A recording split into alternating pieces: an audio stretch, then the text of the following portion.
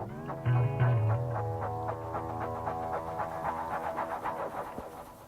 BookTube, I'm here today with a review of The Stone Angel by Margaret Laurence.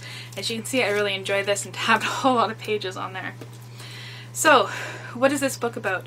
It's a first-person narration. It's the story of a 90-year-old woman, Hagar Shipley, who is plagued with common aging ailments. Her feet are swollen, her balance is off, her short-term memory is slipping, and her past is haunting her. We get a non-linear story that flashes between current-day 90-year-old Hagar Shipley and her life growing up.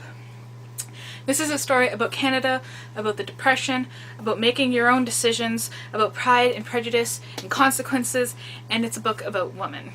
One of my worries going into this was how Laurence would portray an older person. A lot of times I find that writers pit a kind of unrealistic portrayal out there, a kind of saccharine portrayal of aging, as something to be admired and painted prettily, but I needn't have worried because she really did capture a lot of the aging ailments.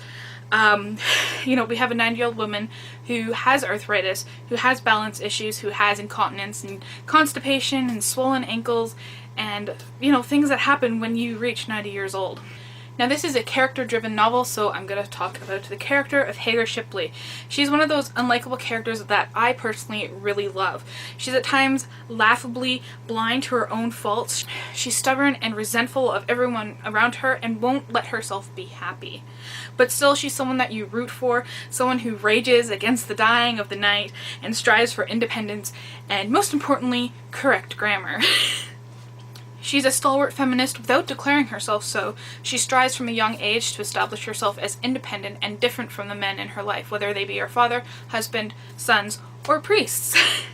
She's a harbinger of her own faults, and the family motto of "gainsay who dares" fits her perfectly. She stands as both a reflection and a warning to her readers. So not only does Margaret Laurence excel at the characterization of Hagar Shipley, but her writing is a technical masterpiece. From her word choices to the tone, the imagery, and the overarching themes, this is an English teacher's dream book because Margaret Laurence just hands out essay topics left, right, and center. The opening pages establish the story so masterfully that if you're a close reader, you know exactly what kind of book you're going to get into and where it's going to go. This is painful commentary coated in beautiful writing. This is the jagged pill that we should all swallow, not just about aging, but about human nature in general. Now, everything I said about this book may make it seem depressing, but the undercurrent of charm and warmth and wit makes it an essential and enjoyable Canadian read. And I'm going to leave you with this quote. "Pride was my wilderness, and the demon that led me there was fear. I was alone, never anything else, and never free, for I carried my chains within me, and they spread out and shackled all I touched. O my two, my dead, dead by your own hands or by mine, nothing can take away these years." Let me know if you've read anything by Margaret Laurence, and thank you for watching.